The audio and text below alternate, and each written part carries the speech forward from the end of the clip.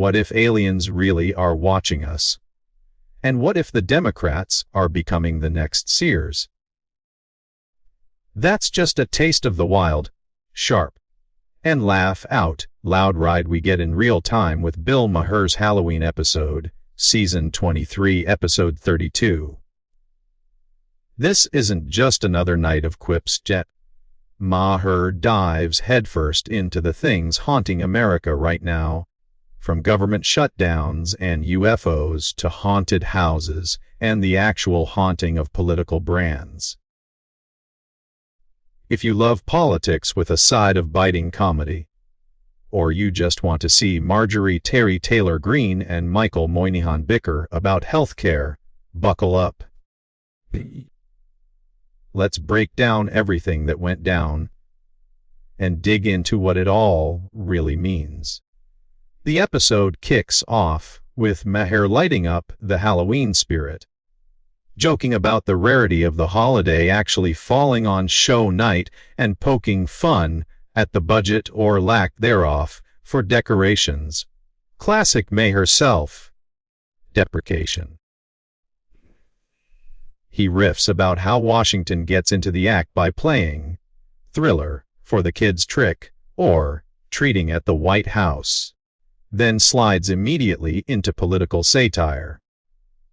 The first major theme DZ America's current government shutdown, which Maher paints as a no-joke disaster.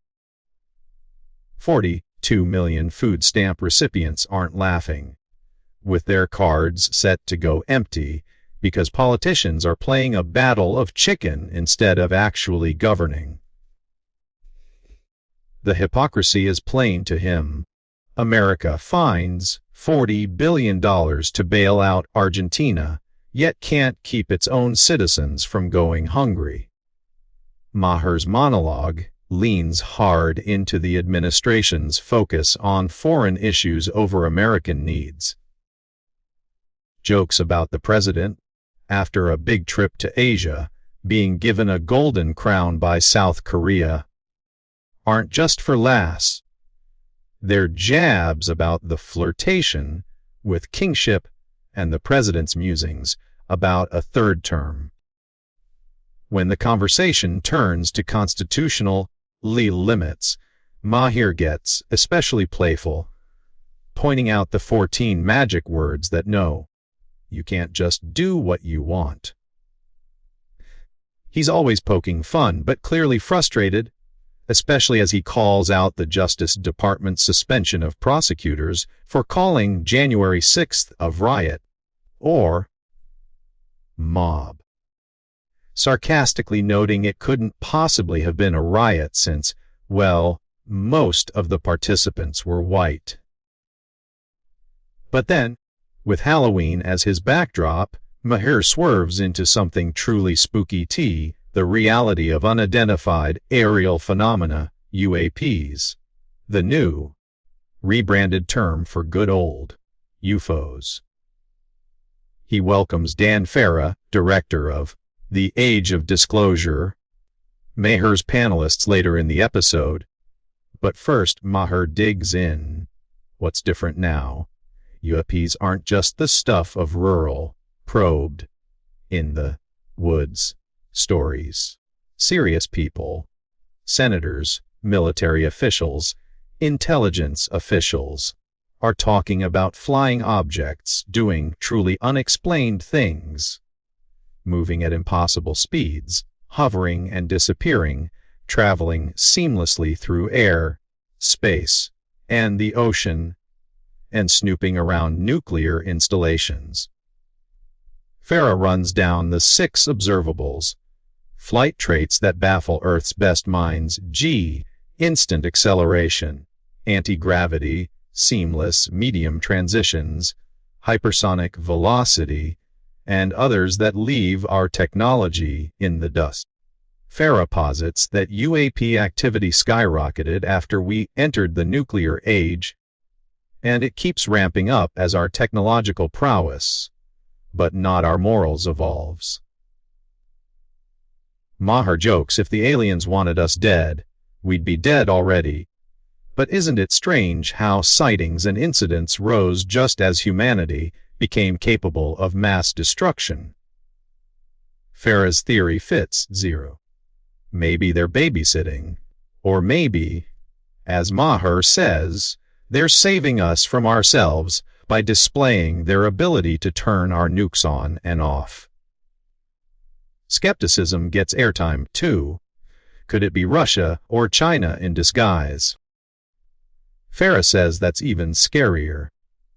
They touch on the shadowy UAP crash retrieval program, a secret reverse engineering arms race straight out of sci-fi with public ignorance and presidential isolation from the facts as a critical twist.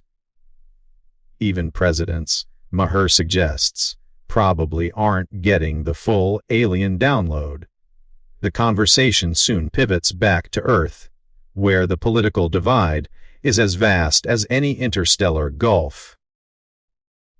Maher introduces his panel Ghada Moynihan, the podcasting journalist, and Green, controversial, hard, right congresswoman from Georgia.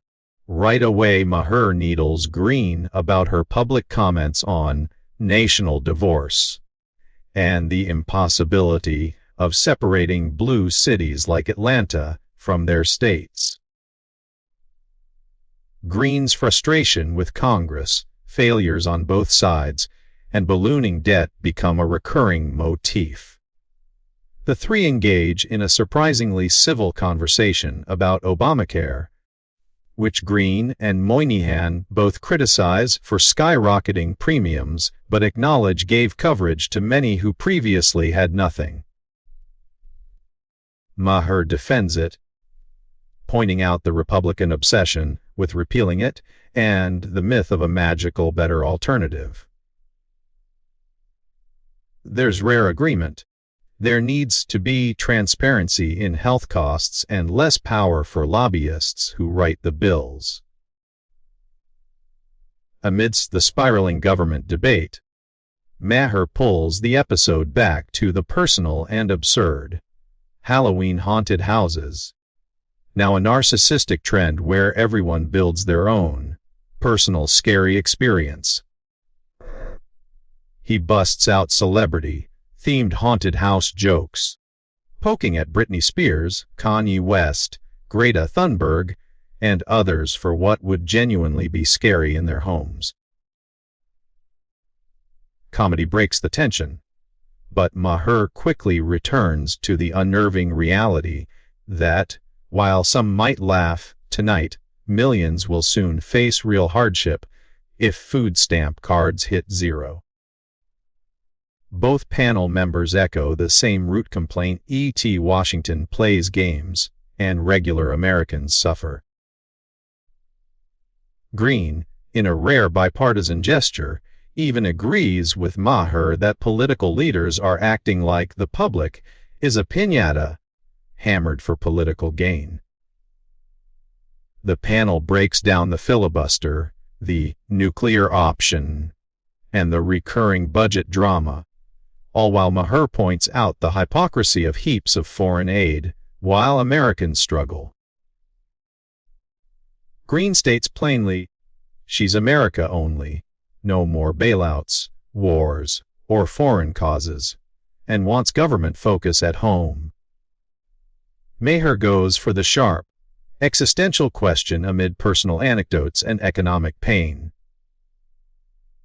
With inflation up, food prices spiking, and new car prices through the roof, he asks, how much can a president bend before he breaks? Green stays loyal to Trump, blaming inflation on government overspending and pandemic shutdowns. But her real anger is for Congress itself. Young Americans don't see hope, can't buy homes, and avoid having kids out of financial fear. The show's final act, New Rules, takes the Halloween theme and turns it loose. Maher rails against fat animal contests, makes fun of Disney streaming mergers with a perfect, hobo goo riff, and skewers trump for loving trolling and getting trolled in return. The sharpest jokes are about ghost brands, tea companies that were once essential but lost their way by abandoning their core customers. Maher draws a direct parallel to the Democratic Party, warning they risk becoming the next Sears or Playboy. Once vital, now neglected, ghostly shells. He argues that losing touch with the real, working, class base and chasing celebrity cool leads to irrelevance, a fate Democrats urgently need to avoid, especially in an era when the country desperately needs two real parties. As the credits roll, Maher hasn't just roasted Washington and culture. He's shown that America's greatest problems aren't just political gridlock and dueling ideologies. The real ghost story, the truly scary thing this Halloween, isn't aliens or haunted houses. It's a nation in crisis, led by parties at risk of becoming irrelevant, with millions suffering while politicians play games. To wrap up, this episode of Real Time gives us a moment to laugh, squirm, and think. It's proof that, while the jokes land hard, Maher's mission is deeper, to ask, how do we move forward when even our leaders seem lost and the divides are wide as outer space? Maybe the aliens are monitoring us. Maybe the parties need saving as much as the people. So, what did you think of Bill's Halloween brawl and all these hot topics? Drop your thoughts in the comments. Do you think politicians will ever listen, or are we headed for ghost brand politics for good? Don't forget to hit like if you enjoyed this breakdown, a subscribe for more honest recaps and sharp analysis, and share this video so your friends can join the conversation. See you next time.